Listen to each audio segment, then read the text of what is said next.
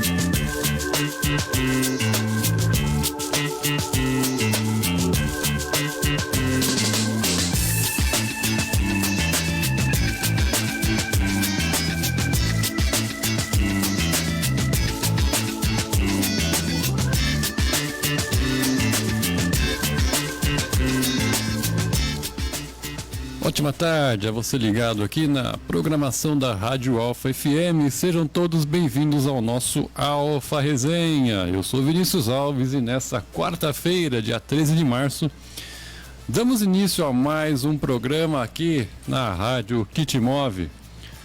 Ao meu lado, nessa quarta-feira, conto mais uma vez com a participação dele, o artilheiro da veterana nas peladas de quarta, Cacau Arbex. Cacau, ótima tarde, seja bem-vindo ao nosso resenha. Boa tarde, Vinícius. Boa tarde a todos que estão nos acompanhando. Não tá pegando.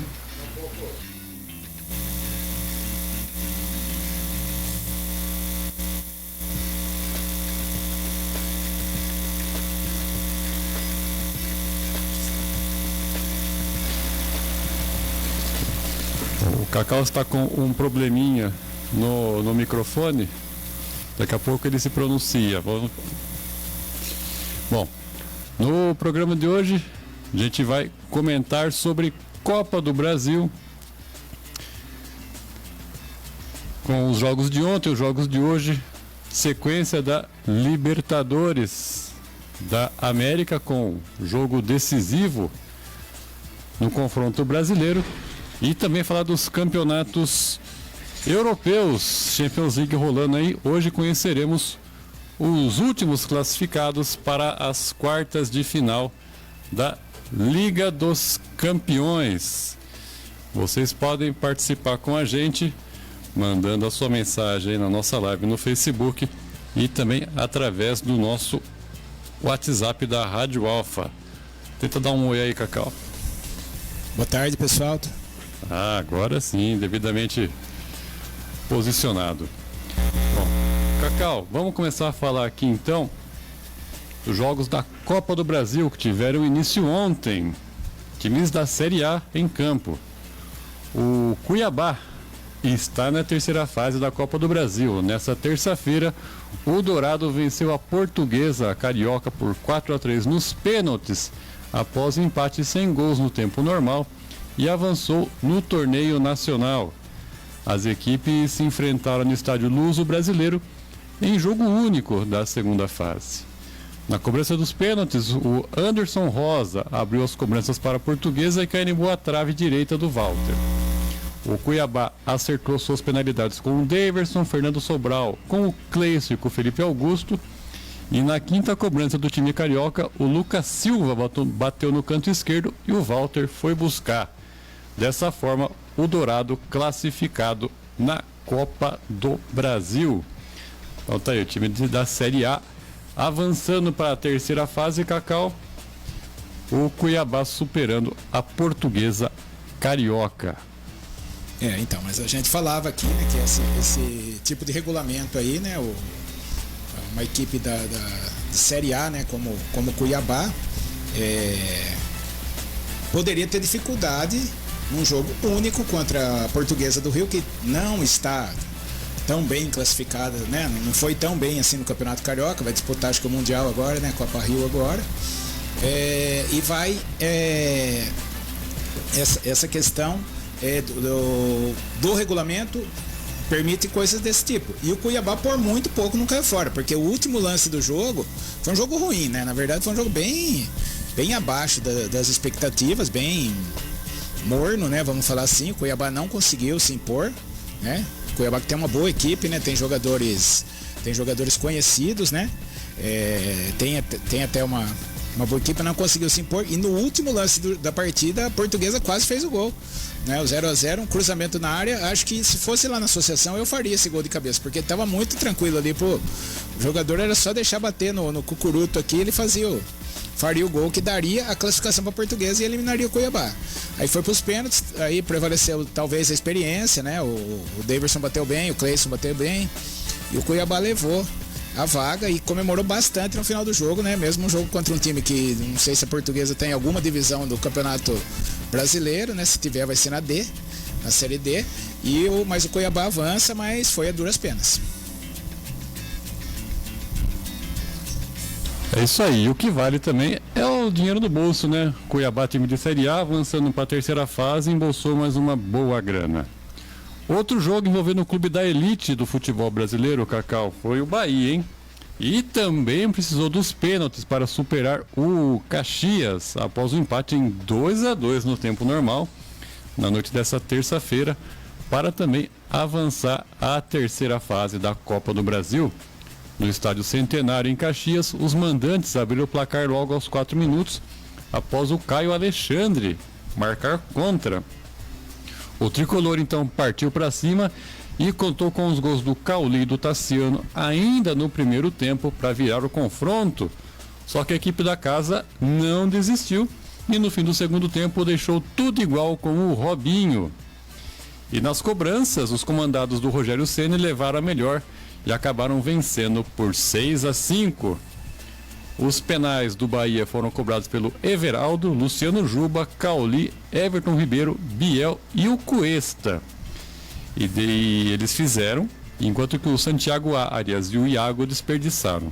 Do lado do Caxias, Dudu, Vitor Feijão, Álvaro, Davi Lustosa e Pedro Cuiabá marcaram, enquanto o Marcelo Ferreira, Robinho e o Denilson desperdiçaram.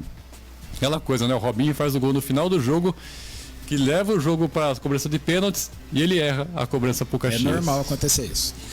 Mas é isso, o Bahia avançando, mas é naquele sufoco também, Cacau.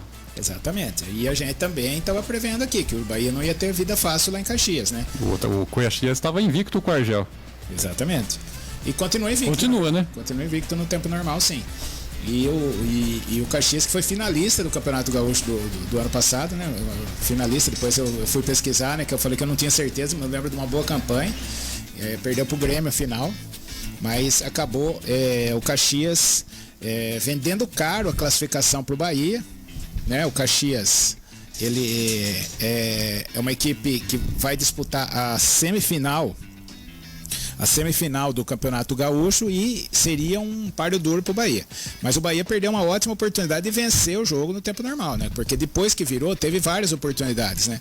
E aí ficou levando no banheiro, parecia meio aquele São Paulo lituano. Daí no final do jogo, bem no final do jogo, o Caxias consegue um empate que leva para as cobranças do pênalti. Né? E aí o Bahia foi mais feliz. O que eu achei interessante é que o Everton Ribeiro não cobrou. Foi só para as alternadas, né? Foi só para as alternadas, né? E ele que é no Flamengo ele chegou a cobrar pênalti no Corinthians, né? Quando jogava no Corinthians, no próprio Cruzeiro, ele era um dos cobradores oficiais de pênalti dessa equipe. E nesse jogo ele como se diz, ele sempre está entre os melhores cobradores do time. E é interessante essa questão aí. O Rogério Ceni preferiu deixá-lo para as alternadas se por acaso fossem acontecer, né? Mas aí ele cobrou bem, né? Até cobrou bem, e depois na entrevista o Rogério falou que o Everton Ribeiro estava sem confiança para bater. E eu acho que é muito pior bater nas alternadas do que depois entre os 5, né?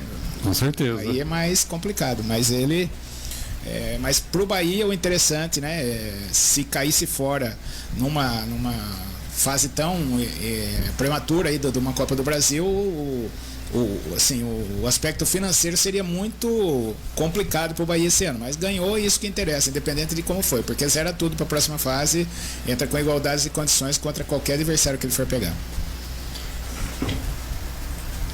É isso aí, Cacau.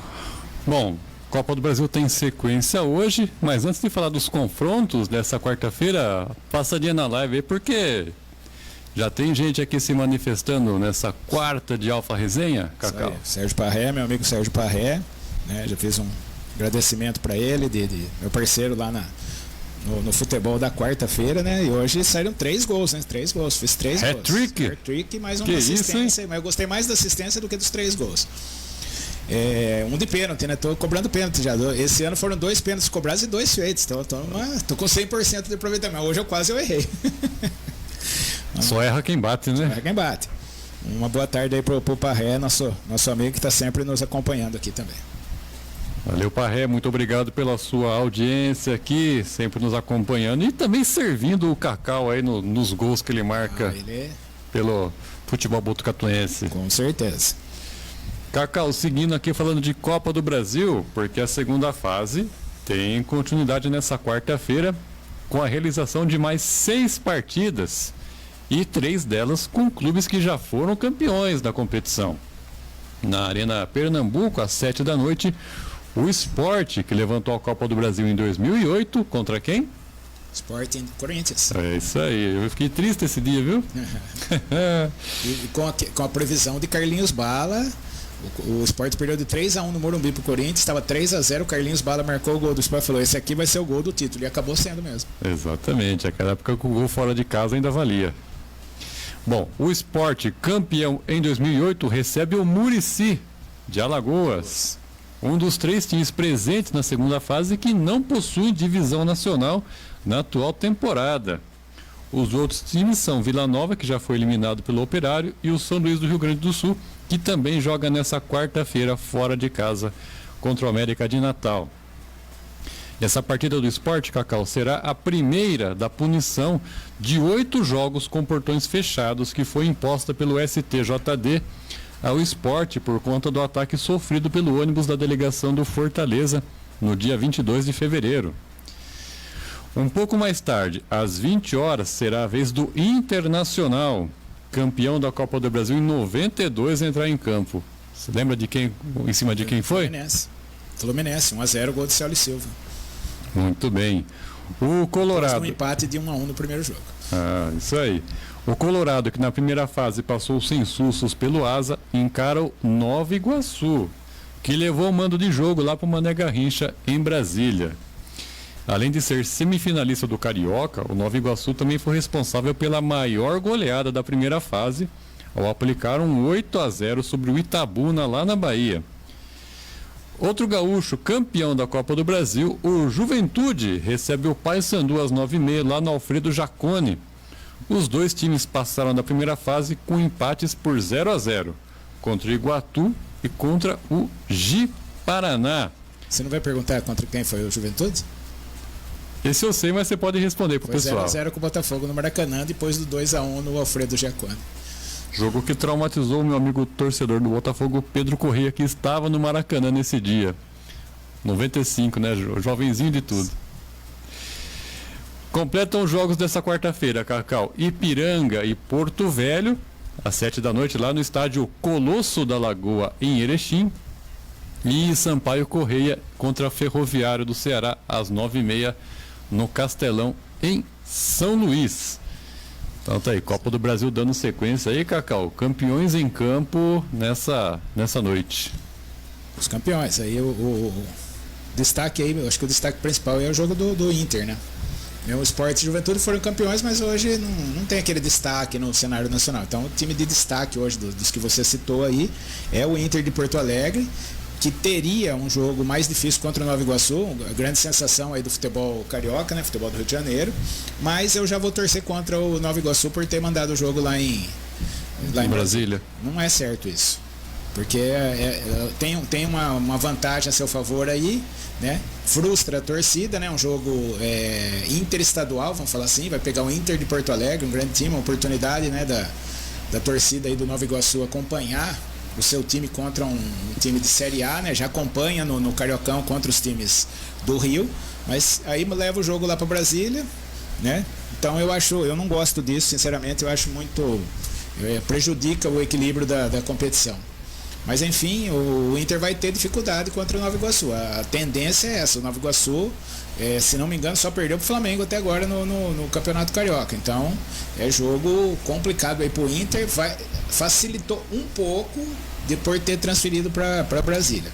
Só por esse motivo que eu acho que o Nova Iguaçu deve parar por aqui. Já faturou o que tem que faturar, então, já que não quer, tá abrindo mão do seu mando de campo, o time que abre mão do mando de campo, eu sou contra, né? Outra coisa, né, Cacau? A Copa do Brasil premia muito bem as equipes, né? Será que nessa venda de mando de campo lá para Brasília, ele vai arrecadar muita coisa a mais além do que ele arrecadaria em caso de classificação? Exatamente. Ele talvez esteja pensando, eu consigo arrecadar lá e arrecadar arrecadar o prêmio da Copa do Brasil. Pode estar pensando assim. Mas e se não passar? Tá indo por tudo ou nada, então. A probabilidade se fosse o jogo no Rio, era uma chance maior do Nova Iguaçu de passar. Né? Não estou falando que iria passar, mas teria uma chance maior. Né? Você jogar em casa, teoricamente, é melhor. Mas é uma venda Mas aí a diretoria sabe o que faz e aí me parece bastante gananciosa a diretoria do Nova Iguaçu, porque também no Campeonato Carioca quer mandar o segundo jogo contra o Flamengo no Maracanã. Vasco. Contra o Vasco no Maracanã. Em busca de uma renda maior, de uma questão. Mas lá no Rio o palco é o Maracanã, né? Então não é tão absurdo. Agora, se levar o jogo para Brasília, eu achei desnecessário. Muito bem. E será que tem tanto torcedor do Inter lá em Brasília, assim, para... Eu acho que dificultou a vida de todos, né, Cacau? Porque o Inter lá no Sul, Nova Iguaçu, praticamente quase não tem torcida, né? Jogo em Brasília. Acho que vai muita gente para turistar lá, por curiosidade de ver um jogo da Copa do Brasil lá, né? Ou conhecer o estádio. Sim. Se eu tivesse em Brasília, a trabalho ou a passeio, seria um jogo que eu iria. Mas não é todo mundo que pensa assim, né? É diferente, por exemplo, São Paulo tem uma torcida grande lá em Brasília. Teve um jogo com a Inter de Limeira, lotou lá o Mané Garrincha, Flamengo, Corinthians, Palmeiras, nem se fala. Então, mas esse jogo é totalmente sem nexo, na minha opinião.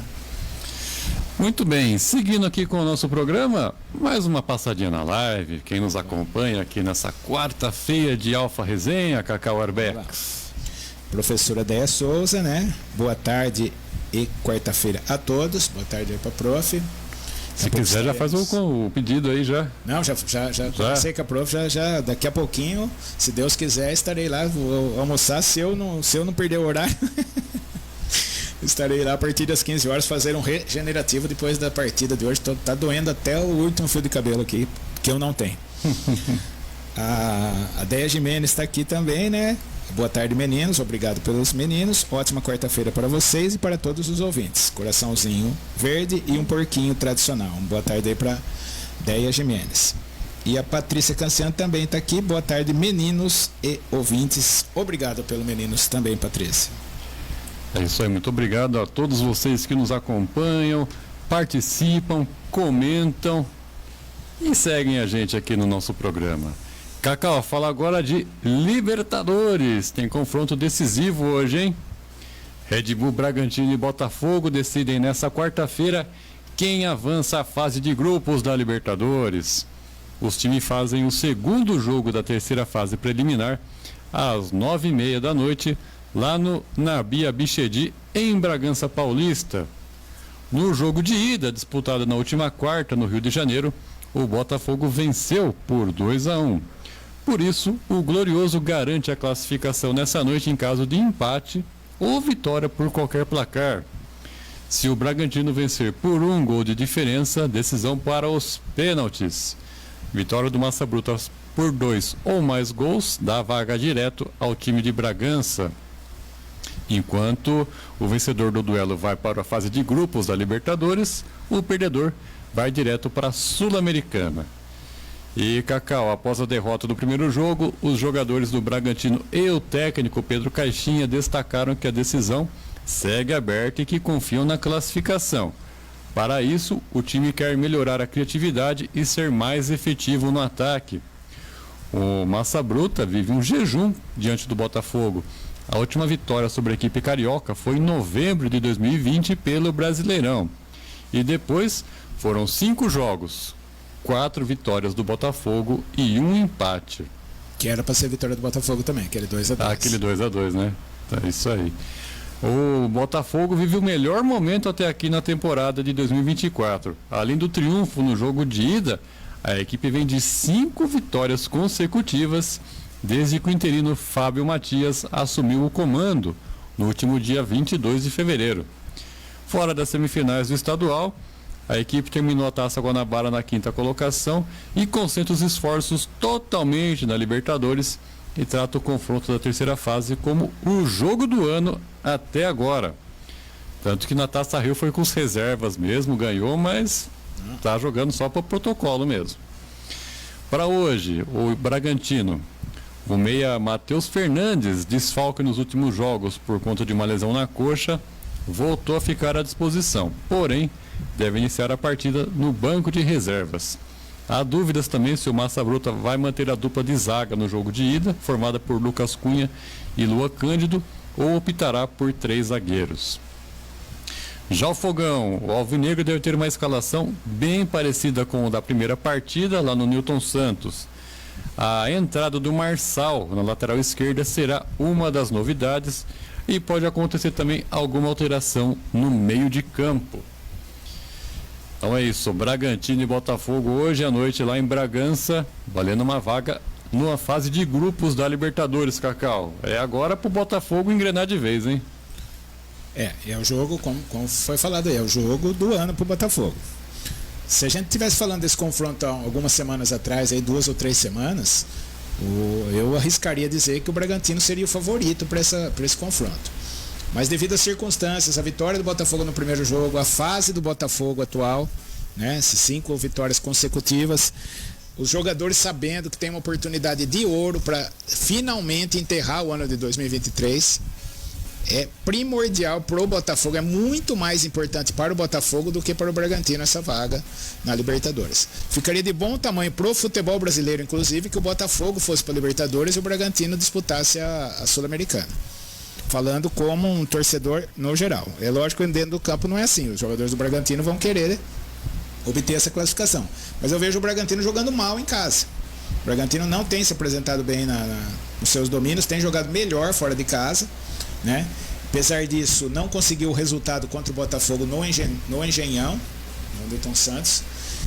E vai para a decisão em casa. Não sei se é um fato tão a favor assim pro Bragantino, porque não está aproveitando o fator casa, né? Inclusive passou na primeira perna aí da pré-Libertadores com um empate de 0-2, empates de 0-0 contra a equipe, né, Águilas Douradas. Águilas Douradas, né, que completamente desconhecido. Você achou que o Bragantino tinha um favoritismo e não conseguiu fazer um gol sequer nessa equipe aí. Então, o Bragantino é uma equipe boa, porém que normalmente está pecando nos momentos decisivos. Então eu acredito que o Botafogo tenha mais chance, tem essa escrita aí que você falou, né? Sempre tem aquela asinha negra, né? Aqueles tabus que são inexplicáveis, né? Esse é um deles, né? Que o Bragantino nos últimos anos tem tido times melhores que o Botafogo, né? Por incrível que pareça, e não consegue melhores ganhar. Campanhas, inclusive. Melhores campanhas, exatamente. Né? O Botafogo, o ano passado, que foi um ponto fora da curva aí. Mas enfim, mas é ainda um jogo que está em aberto, está equilibrado, mas eu acho que o Botafogo leva um pequeno favoritismo principalmente por ter vencido a primeira partida, e o Bragantino vai ter que partir para cima. Então, nesse aspecto, vai ficar um jogo ao gosto do Botafogo. O Botafogo gosta desse jogo de contra-ataque. Aí a característica do time é muita velocidade na saída, então... E tem o artilheiro da equipe na Libertadores, né? O Júnior Santos. Não é o Tiquinho Soares. Não é, exatamente. Júnior Santos, o artilheiro, a característica dele também é um jogador forte, de muita velocidade, muita força física. E, assim... Como eu gosto do Bragantino, mas eu gosto do Botafogo também. Eu acho que daí vai dar uma acalmada, né? Eu tô com dó dos torcedores botafoguenses. Vai dar uma acalmada no coração deles, porque foi uma torcida que sofreu muito. Foi muito castigado ano passado. Muito castigado. Né? Eu não desejaria isso para nenhum time. Então, e o Botafogo é um clube simpático, na minha visão, né? Se fosse outros aí, a gente até estava gostando, né? Se é o Vasco, se é o Flamengo, se é o Corinthians, Palmeiras, eu ia estar gostando. Mas Botafogo não. Botafogo a gente se solidariza, então seria importante para o Botafogo essa classificação, que daí pararia de falar sobre 2023, daí é daqui para frente. Então parece que e daí não se falaria mais da desclassificação no Campeonato Carioca. Agora, se perde esse jogo para o Bragantino, perde essa classificação para o Bragantino, vão ficar falando de 2023, vão ficar falando de desclassificação e não vão ter sossego os jogadores. Uma coisa que eu estou percebendo, Cacau, eu falei mais cedo aqui agora, né? O Fábio Matias está como interino, está invicto, ganhou todas. Acho que isso está servindo também como uma forma do Botafogo não ter tanta pressa em anunciar o seu novo técnico, né? Porque está indo bem, está caminhando bem. Mas você acha que em caso de classificação para a fase de grupos, aí eles vão atrás de um novo técnico ou deixa a coisa rolar do jeito que está por enquanto? Eu acho que eles já estão atrás do novo técnico. Acredito eu. Eu acho que não passa na cabeça dos dirigentes do Botafogo efetivar o efetivar não vai, mas tá indo, não, né? É assim, eles vão ter mais segurança e mais tempo para pensar e não errar, né? Talvez isso, porque para mim o Thiago, não porque ele não deu agora que não deu certo. Quando contratou o Thiago Nunes, eu falei aqui que eu achei que era um erro ter contratado ele. Não era o perfil para aquele momento. Era o perfil de apagar o incêndio. Ali passa muito por não ter tido esse feeling a direção do Botafogo ter contratado um Thiago Nunes que tem um perfil mais como que seria uma blasé, mas ele seria um bom nome caso fosse início de temporada, né? Não tivesse aquela pressão, todos aqueles resultados negativos acumulando, né? Agora vai começar do zero aqui, beleza? Vamos ver como é que vai ser.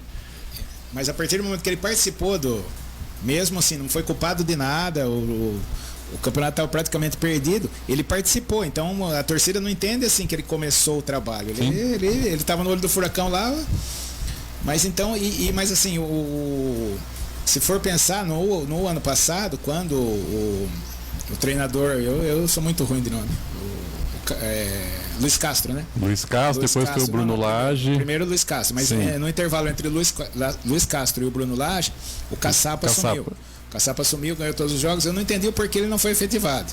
Porque o Botafogo talvez precisasse de uma grife, né? E foi buscar o Bruno Lage lá, que não deu certo. Tentaram com o Lúcio Flávio, por isso que eu acho que não vai. Essa questão do interino não deve durar muito, porque daí o Lúcio Flávio também não deu certo, e aí teve que contratar um para apagar o incêndio, que foi o Thiago Nunes, que foi para mim um tiro na água, né? Mas enfim, eu acho que assim vai ter esse jogo. Eu acredito que se o Botafogo vencer, ele vai ter mais tranquilidade para chamar um novo nome para dirigir o time no Campeonato Brasileiro e também na Libertadores. E talvez eles estejam pensando isso, porque se for ter a Libertadores é um tipo de técnico, se for ter a Sul-Americana é outro. Então eles devem ter as cartas na manga lá e está sendo estudado isso, e tudo depende do jogo de hoje. Eu acredito que se o Botafogo classificar para a Libertadores, até o final da semana eles anunciam um novo técnico. E que bucha que vai pegar já, hein? Ó, eu fiz a minha parte aqui, ó. O Fábio Matias, por exemplo, ó, eu fiz o meu trabalho, eu trouxe o time até a Libertadores, agora é contigo. Então, mas eu penso diferente. Eu acho que vai pegar o time do zero. Porque ele trouxe, mas assim, no meio do furacão. O que podem falar é que, como falavam, né? Tira esse Bruno Lage e põe o Lúcio Flávio. Ficava. Daí depois ele o que deu também. Não é simples não assim. Não é uma receita certinho, né? Pode acertar como não. Eu assumiria o Botafogo tranquilamente nesse... Se eu fosse um treinador, qualquer treinador, eu assumiria o Botafogo tranquilo nessa fase agora. Dependendo se fosse na Libertadores ou Sul-Americano. Muito bem, prosseguindo aqui com o nosso programa, temos mais participações na nossa live aí, Cacau. O Fernando está aqui, né? O Fernando Bruder. Fala, pessoal, abraço a todos os amantes do esporte. Valeu, Fernando. É isso aí, valeu, Fernando, um abraço. Prosseguindo aqui, Cacau, vamos falar um pouco de coisa boa do Corinthians também, né? Todo dia só polêmica, só cobrança, todas essas coisas. Vamos dar o braço a torcer aqui e falar coisas positivas para os torcedores corintianos, né? O Corinthians pagou um valor milionário aos jogadores do atual elenco nessa terça-feira, referente aos direitos de imagem de 2023 que estavam atrasados. E o clube também prometeu quitar as pendências referentes a 2024 hoje, quarta-feira. O acerto só foi possível graças à antecipação da parcela da venda do Gabriel Moscardo, o meio-campista. Como pagamento, o Corinthians reduziu... só um minuto. O Corinthians reduziu a dívida relativa a direitos de imagem de cerca de 100 milhões para aproximadamente 80 milhões. Esse saldo engloba atletas que já deixaram o clube. A quitação dos direitos de imagem com os atletas era uma prioridade do presidente Augusto Melo. Com isso, além de motivar os jogadores, ele buscava se proteger de eventuais rescisões de contrato por justa causa. Porque foi com essa alegação que o meia paraguaio Matias Rojas pediu o rompimento do vínculo com o Corinthians no fim do mês passado.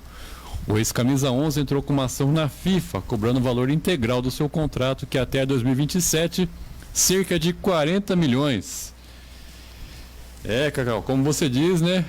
Cachorro mordido por cobra. Tem medo de linguiça. É isso aí, o Corinthians ontem então fez um acerto aí com os jogadores do atual elenco, pagou as dívidas referentes a 2023 e até hoje quer pagar de 2024. Aí que tá. Porque a gente tinha até comentado, se tem uma rebelião ali no elenco do Corinthians, todo mundo resolve entrar como fez o Rojas lá, acaba o Corinthians. Porque é muito dinheiro, né? E que não tem assim todo esse dinheiro de uma vez. Tem 80 milhões de dívida, ainda 40 é do Rojas, metade é do Rojas. E tem outros jogadores que já foram embora. Então, não sei se eticamente é o correto, né? Que normalmente se você tem várias dívidas, o correto é você pagar as dívidas mais antigas primeiro, né? Se você entra um caixa, você vai pagando as dívidas de acordo com isso. Aí em fluxo de caixa a gente aprende, né? Aprende na escola que é assim que funciona. Mas no futebol não é assim que funciona. Ele vai priorizar quem está lá junto com ele, né? Para uma eventual ação não seja de jogador do próprio elenco e não perca mais jogadores, né? E aí o jogador que já saiu, que vai procurar os direitos dele. Aí passou essa imagem pro Passou muito isso, né? Vamos prestigiar quem está conosco. Vamos prestigiar quem está aqui, que não é assim que funciona. Ele joga para a torcida, porque a torcida vai, o cara foi embora, vai encher o saco. E a torcida o torcedor é passional, né? Ele fala, não, vou pagar os caras que estão aqui, então, né? Mas assim, no mundo ideal não seria assim que funcionava. Isso vale para o Corinthians como para qualquer outra equipe, que toda e qualquer outra equipe faria a mesma coisa também. Não é um privilégio do Corinthians, não. É que como está na moda aí o Corinthians, então é o que a gente está noticiando. Mas enfim, nas vésperas aí de um jogo decisivo, né? Amanhã a gente vai falar mais sobre isso, né? Um jogo de São Bernardo, São Bernardo, né? Que está mordido de não ter classificado no Paulista, né? No Campeonato Paulista, né? Mesmo tendo uma pontuação bem superior à maioria das equipes, né? Se classificaria em todos os outros grupos. Em todos os outros grupos, né? Em alguns até em primeiro lugar. Mas enfim, é uma notícia assim que dá uma tranquilizada no ambiente lá do Parque São Jorge. Então ele fez bem de fazer nas vésperas de um jogo decisivo, daquela motivada, né? Os jogadores passam a confiar um pouquinho mais na diretoria nova, né? Que está pagando coisa do presidente anterior, né? Então você passa a confiar um pouquinho mais. Só que poderia ter feito isso a semana passada, daí ele não perdia o Rojas, né? E não tinha metade dessa dívida ainda que tem para pagar. Dívida, então. Teve que ter um fato relevante para ele se mexer. Então, tá indo tá indo com atraso, né? Tem que acontecer um negócio para ele tomar atitude. Como quase tudo aqui no país, né? Como quase tudo aqui no país. Mas no Corinthians tá o Lucas Veríssimo, tudo isso ele só começou a agir depois que aconteceu a coisa. Não trabalha na prevenção, né? Exatamente. Muito bem. Seguindo aqui com o nosso programa, vamos falar também do São Paulo, Cacau, que o São Paulo vai ter que pôr a mão no bolso também. São Paulo não, né? Os seus dirigentes e jogadores.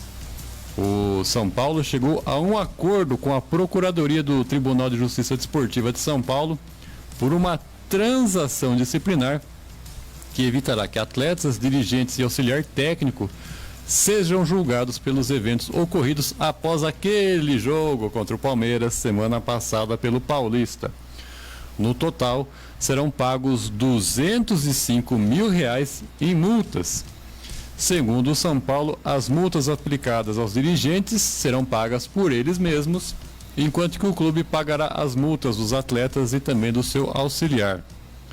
E o acerto inclui também o caso do diretor de futebol, Carlos Belmonte, que xingou o Abel Ferreira depois da partida e podia pegar um gancho de até 270 dias. E para isso, o Belmonte e o São Paulo se ofereceram para gravar um vídeo em que o Cartola se retrata. Vídeo esse que vazou na terça-feira, horas antes do acordo ser homologado pelo tribunal. E pelo que ficou definido, o Belmonte pagará uma multa de R$50 mil e não poderá ir aos jogos do São Paulo até o final do Campeonato Paulista. E além do Belmonte, também foram denunciados o presidente Júlio Casares e o adjunto Fernando Bracali Ambrogi, que poderiam ser suspensos por até 180 dias. Eles foram multados em R$30 mil cada. Tadinho do presidente, que só ganha 26 por mês. O salário inteiro. Vai comer o salário inteiro e mais um pouco. Bom, entre os atletas denunciados estavam o Caleri, o Wellington Rato e o Rafinha. Todos eles sob risco de pegar gancho de até 6 jogos. Além do auxiliar Stefano Neto. Eles foram multados em R$25 mil cada, os jogadores, e 10 mil o auxiliar. E o próprio São Paulo também foi multado em 10 mil. E com a transação disciplinar, todos eles serão multados, mas não serão julgados, o que exclui a possibilidade de serem suspensos nessa reta final de torneio. Lembrando que o São Paulo está classificado para as quartas de final e no domingo joga contra o Novo Horizontino em casa, em jogo único. Então tá aí. O tribunal deu aquela cutucada, né? Pôs a mão no bolso. São Paulo aceitou, vai pagar tudo e não corre riscos de perder esportivamente no campo, né, Cacau? Só na parte financeira. Foi essa uma decisão aí interessante para o São Paulo, na minha opinião. Muito. Quem quer 250 mil? Né? E ainda se for sair do bolso mesmo dos dirigentes, que eu duvido muito, mas né? O cara que ganha 26 não pode pagar 30 de multa, né? Então vai pedir assistência judiciária. Exatamente. Mas enfim, só uma coisa que eu não concordo é esse pedido de desculpas aí, totalmente esfarrapado É que tá na moda agora, né? Vai um vídeo de retratação, põe nas redes sociais. Vídeo de retratação é muito interessante, mas não depois que estoura tudo, que pode ter um processo criminal, que pode ter isso, pode ter aquilo. Se ele tivesse realmente arrependido, como já aconteceu várias vezes em outros acontecimentos, eu tava de cabeça crente, peço desculpa ao Abel na segunda-feira. Sim. Né? No máximo na segunda-feira. Agora, quanto tempo passou do jogo aí? Passou quase 15 dias aí o cara, não, eu errei, não sei o quê, mas precisa de 15 dias para saber que errou? Tava de cabeça quente, demorou todo esse tempo aí para esfriar. Para esfriar a cabeça? Tenha certa paciência. Então, não né? Então, e só isso que eu acho. O São Paulo agiu bem nos bastidores aí, é você como advogado conhece melhor que eu aí, é uma prerrogativa da justiça para não ter, o cara assume a culpa e entre aspas, um crime, não é um crime, né, mas uma punição, né? Uma punição. Não, assim, mas cometer um ato uma infração. Errado, um ato errado, vamos falar assim, né? Porque não chega a crime, né? Infração. Uma infração, exato. Cometeu uma infração e em vez de colocar em julgamento, ele assume o erro e tem uma punição pecuniária. Uma transação penal. Isso. E acaba acertando e extinguindo o processo, fica bom para todo mundo. E acho que contribuiu bastante com isso o próprio Abel. A declaração dele, né, que o próprio Palmeiras queria ir para a justiça comum, xenofobia, tudo que também já é um exagero, na minha opinião. Né? Mas o próprio Abel foi muito mais sensato, colocou que deveria isso aí tudo transcorrer na esfera do futebol, né? Na esfera do esporte. Ele foi muito sensato nisso aí, e eu acho que isso aí contribuiu também para a decisão aí do STJ. Muito bem, prosseguindo aqui com o nosso programa, Cacau, fala um pouco agora de futebol das Arábias. Pois é, os caras conseguiram, hein?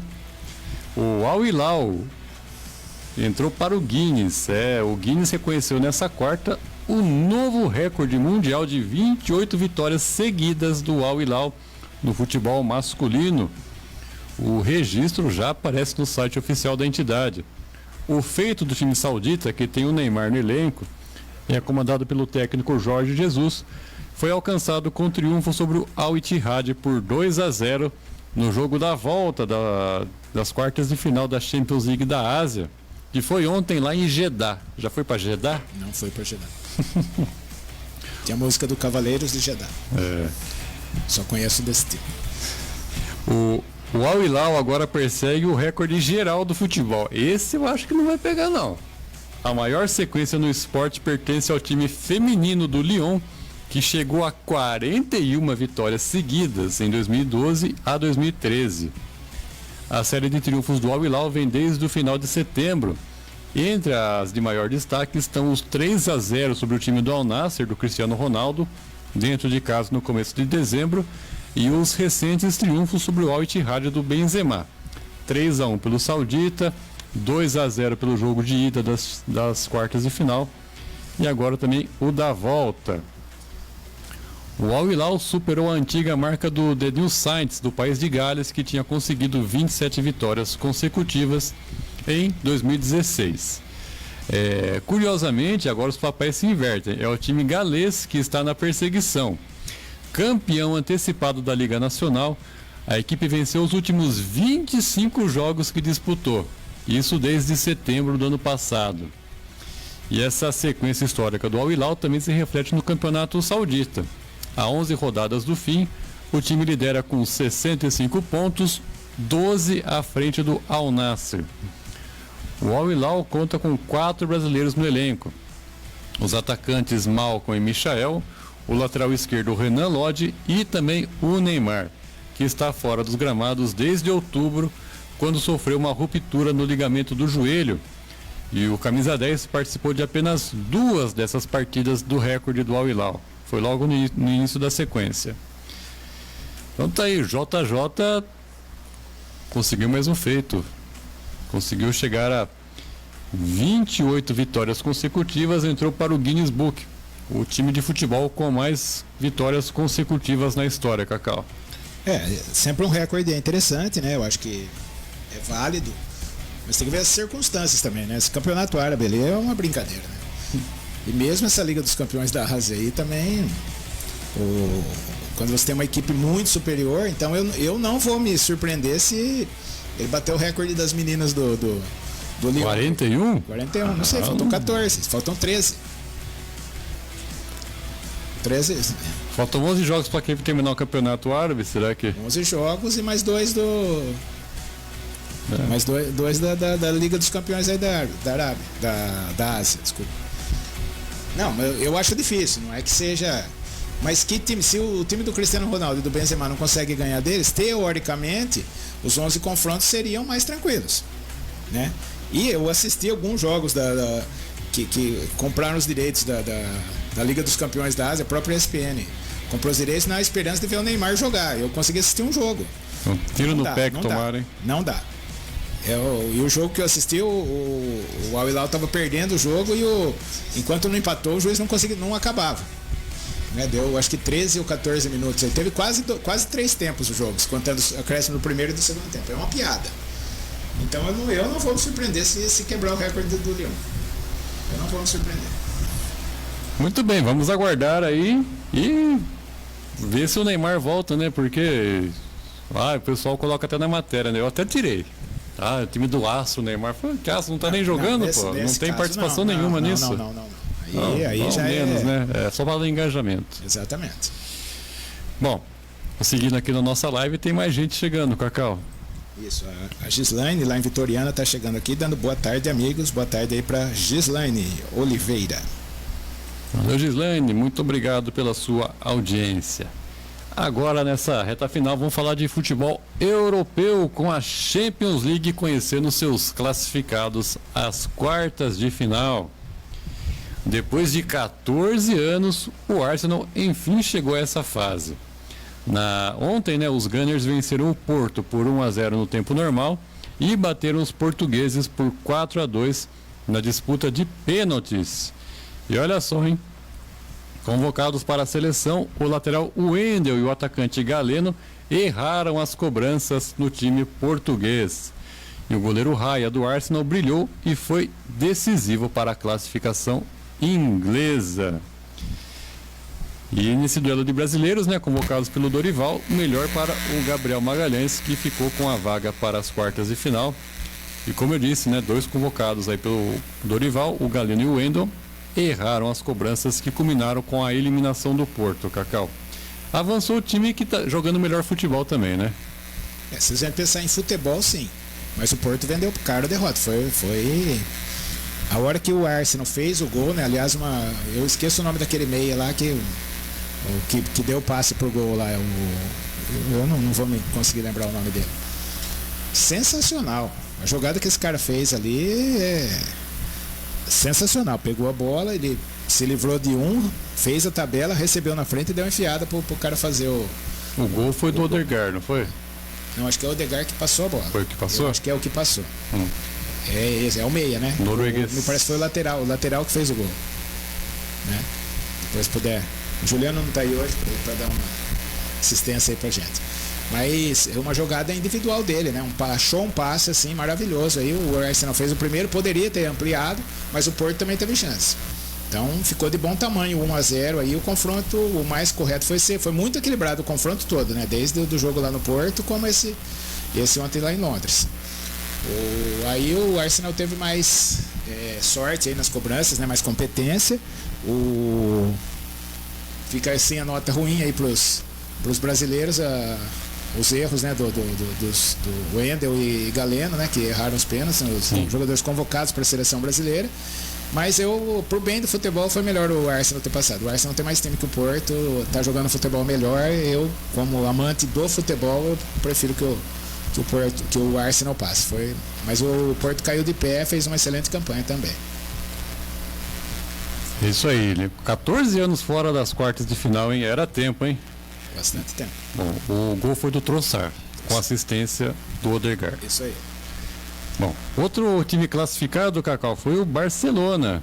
Depois de um empate por 1-1 no jogo de ida, o Barça fez o dever de casa e venceu o Napoli nessa terça-feira, garantindo a classificação às quartas de final. O time comandado pelo Xavi teve um início avassalador e abriu 2 gols de vantagem, com o Fermín Lopes e o João Cancelo antes dos 17 minutos de jogo. Acabou vendo o Ramani descontar ainda no primeiro tempo e na etapa final, sempre ele, Lewandowski, deixou dele e decretou a vitória por 3-1. Então tá aí, outro time de camisa avançando aí para as quartas de final da Liga dos Campeões, Cacau. Isso, como a gente adiantou, né? O Napoli não é mais aquele do ano passado. O Barcelona, pouco que jogou ali no começo, deu uma pressão, acabou fazendo 2-0 muito rápido, né? Um gol atrás do outro ali. 2-0, parecia que tinha liquidado o confronto. Aí dá aquela bobeada. O Barcelona, que também está muito irregular, toma um gol, né? O 2-1, o jogo fica perigoso.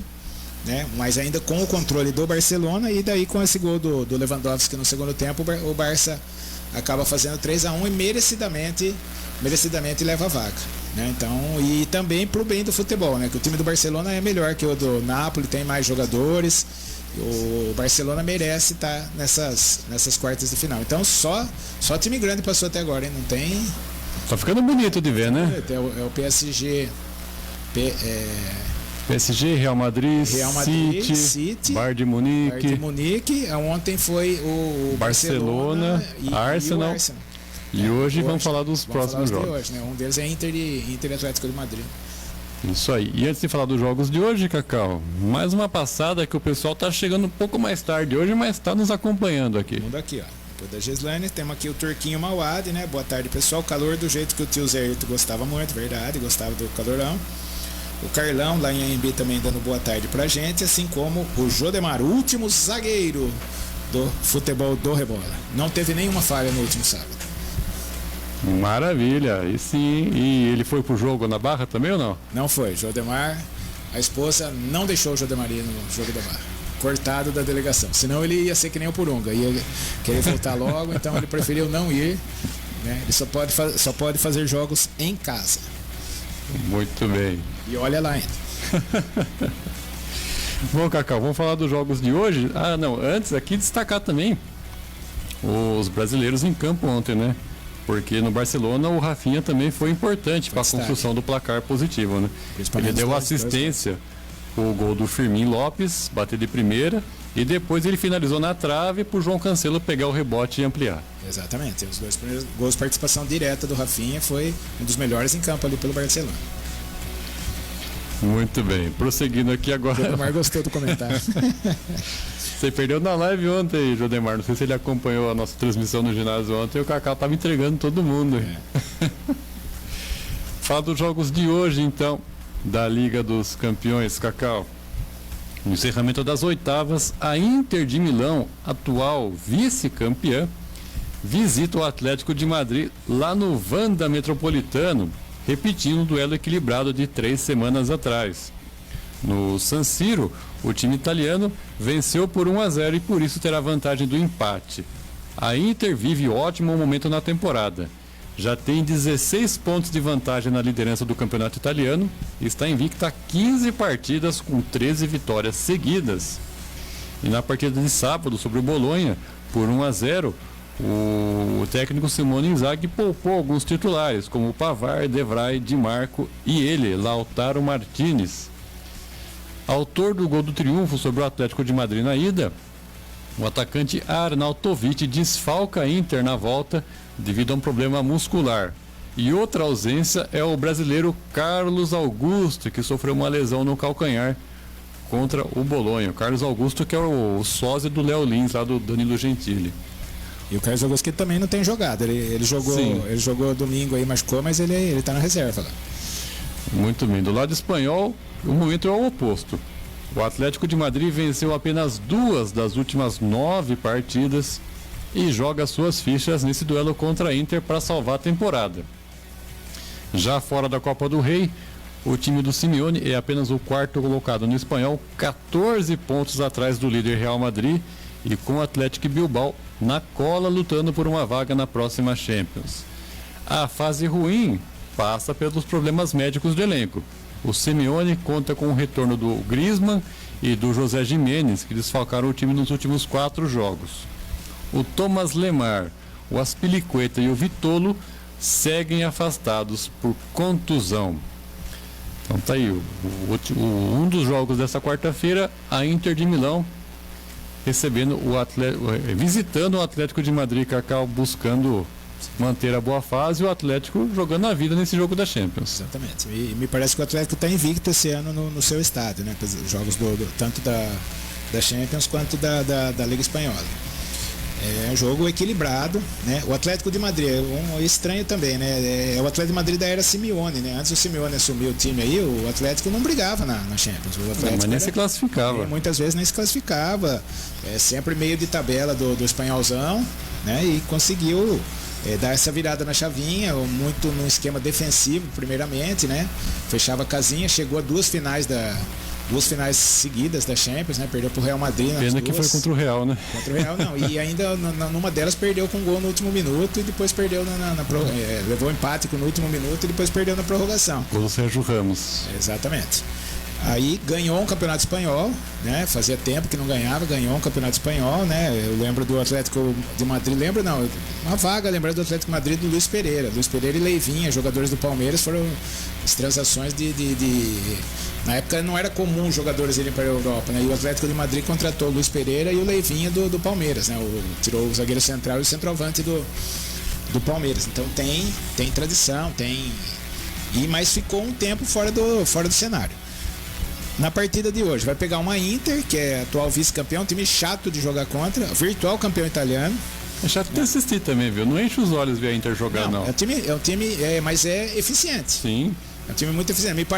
Parece muito o Atlético de Madrid antigamente. Hoje o Atlético de Madrid tem um jogo mais. Tem um jogo mais bonito, partindo do Simeone é meio complicado falar isso, né? Mas tem um jogo aí também eficiente, né? Não deixa de ter. Mas enfim, é um jogo com pequeno favoritismo na classificação para a Inter, porque como eu falei ontem, é muito difícil ganhar de time italiano e ganhar por 2 gols é mais difícil ainda. Sem dúvida alguma. Quem está chegando aqui na nossa live também é o Beto Góes. Seja bem-vindo, Beto. Ótima tarde aí, obrigado por nos acompanhar. O último jogo, Cacau, para fechar essas oitavas da Champions, é também uma das disputas mais equilibradas. Borussia Dortmund e PSV se reencontram às 5 da tarde na Alemanha para a partida de volta. Semanas atrás as equipes empataram em 1-1 lá na Holanda. O PSV lidera o campeonato holandês e defende 8 jogos de invencibilidade, incluindo esse empate na ida contra o 4º colocado do campeonato alemão. Campeã europeia em 1988, o meu ano. Acho que é por isso, eu já nasci em época que time aleatório ganhou o campeonato, né? O Bahia, o brasileiro, o PSV, a Champions League, aí, ó. Você acha que tem alguma ligação? Disputou o final do Mundial com o Cruzeiro. Então, a equipe de Eindhoven tenta recuperar o protagonismo no continente. De volta ao mata-mata da Champions depois de 8 anos, o PSV busca alcançar outra façanha, retornar às quartas de final, o que não acontece desde a temporada 2006-2007. E para o duelo dessa quarta-feira, o técnico Peter Bosz tem 2 dúvidas: o meia Joey Verman e o atacante Ismael Saibiri. Do lado alemão, o Borussia conta com o apoio incessante de uma das torcidas mais icônicas do futebol europeu, a famosa Muralha Amarela. E dentro de campo, o técnico Edin Terzic não poderá contar com o zagueiro Nico Schlotterbeck, suspenso por ter levado no jogo de ida o 3º amarelo na competição. Então tá aí, esse confronto bastante aberto, Cacau, PSV e Borussia duelando pela última vaga aí nas quartas de final. Como você disse, confronto aberto, né? Um leve favoritismo por Borussia por jogar em casa e ter empatado o primeiro jogo lá em Eindhoven. Então, em condições normais o Borussia leva, mas é jogo pegado, é jogo tá em aberto, né? Um empate leva para os pênaltis, então acho que o PSV vai se precaver um pouquinho. Tá em aberto o confronto, mas vai ser um jogo, acredito que interessante de acompanhar isso aí. Muito bem, o que vai ser interessante acompanhar também, Cacau, nessa quarta-feira é a super estreia em casa da AAB pela Taça São Paulo de Futsal Sub-20. A partir das 19 horas, a veterana encara o Guarujá em busca da sua primeira vitória. E hoje é um momento histórico, né, que marca o retorno da equipe aos campeonatos da Federação Paulista no Sub-20. Essa partida você poderá acompanhar ao vivo na página do Facebook da Esporte em Destaque e também da Rádio Alfa e no canal do YouTube da Esporte em Destaque, Cacau.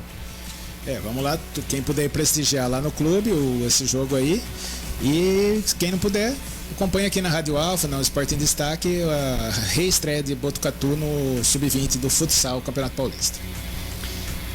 É isso aí, Cacau. O nosso programa vai ficando por aqui. Amanhã, se Deus quiser, estaremos de volta para falar de Libertadores, jogo do Corinthians, futsal da associação e tudo mais. Deixa o seu recado aí, seu adeus ao pessoal. Valeu, pessoal. Obrigado a todo mundo aí que participou. Sempre um prazer estar aqui. Até amanhã. Valeu, Vinícius. Valeu, Cacau, valeu todo mundo que está nos acompanhando aqui. Amanhã, meio-dia, a gente tá de volta. Um abraço.